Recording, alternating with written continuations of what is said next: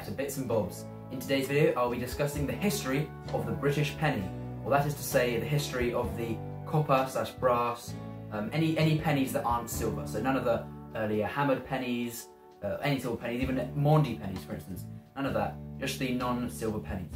So before we begin, please subscribe, like, comment down below, all that stuff, but without further ado, let's get into it. So the coins I'll be showing you on the side here are all from my collection. If I haven't got the specific coin I'm talking about, then I'll just use an example from online. But our story starts in 1797. At the time, or rather prior to this date, all pennies were silver, and they were worth, the silver in the penny was worth 1 pence. And that's how the system worked. But due to inflation, the penny becoming less and less valuable, and then the silver prices rising, it was getting out of balance, and they needed to change something. So George III, the then king, decided, right, no more silver pennies, scrapping them, there'll be copper, and introduced the cartwheel penny. This was made of copper, and the copper in the coin was worth 1 penny. Because copper was worth less than silver, obviously, the coin was much bigger, but it still had the same value of metal, so everything was good. However, while the idea was good on paper, it was not good on practice. Now these coins were massive, and people were complaining about how heavy they were in their pockets. There was also the cartwheel 2 pence, which was twice as heavy, and so something needed to be done. So in 1806, a new penny was introduced, and here's what it looked like. These pennies were much smaller, still made of copper, but the copper in the coin was worth less than a penny, because otherwise, it would just be too big. So it's a smaller coin, still made of copper, nice design, and things were okay. We're all good up until 1860. So it lasted a while, 54 years of circulation. Interestingly, the cartwheel pennies and 2 pennies circulated alongside these, although they're often not used, melted down or whatever, because you're not losing any value if you melt it down because it's worth the same amount.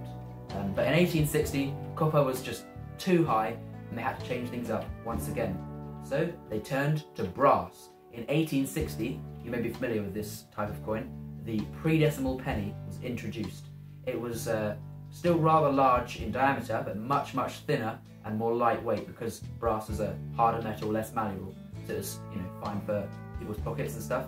This coin was received very well by the public. In fact, it was received so well that it didn't change the design in over 110 years. Every other coin, the farthings, halfpennies, 3pences, 6pences, shillings, florins, half crowns, all the other coins had multiple designs, as you may have seen if you watched our previous video on the history of the shilling.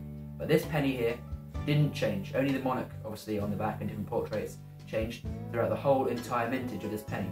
And just as it was going brilliantly, design didn't change, denomination didn't change, it was all, nothing changed, decimalisation happened.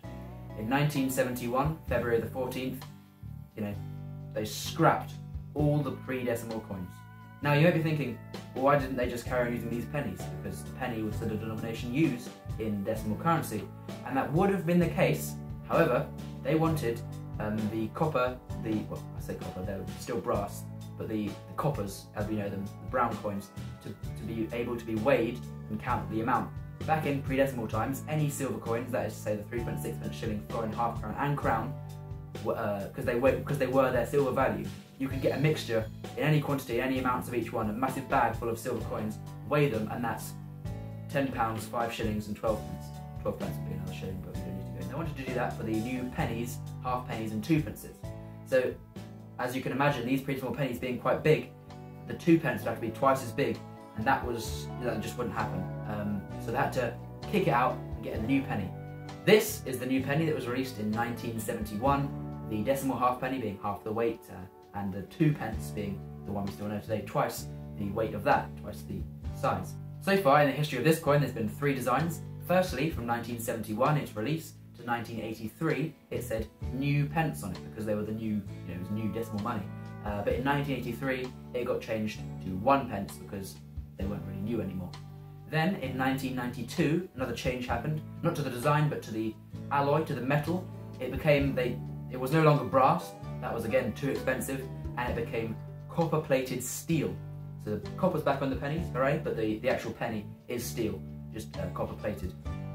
Then in 2008, when they were redesigning the coins, it got put as part of the Royal Shield of Arms design, making this the design. I don't mind the Royal Shield of Arms design as a whole, but you have to agree, compared to those lovely Britannias with the rolling waves and the ships and the lighthouses in the back and the shield with the Union flag on it and the trident. When you get that, it's a bit of a letdown. But this is the current penny, right until 2022. The ones they're still making in the annual sets, and if they ever need them for circulation, that's the design they use. Comment down below if you think they need a redesign for the penny. But there we go, that is the history of the penny. Please comment down below the next denomination you'd like to see in this series if we continue it. And if you want to see the history of the silver penny or the Maundy penny, or anything that isn't a penny, of course, do comment that down below. I hope you've enjoyed the history of the penny, and thank you for watching.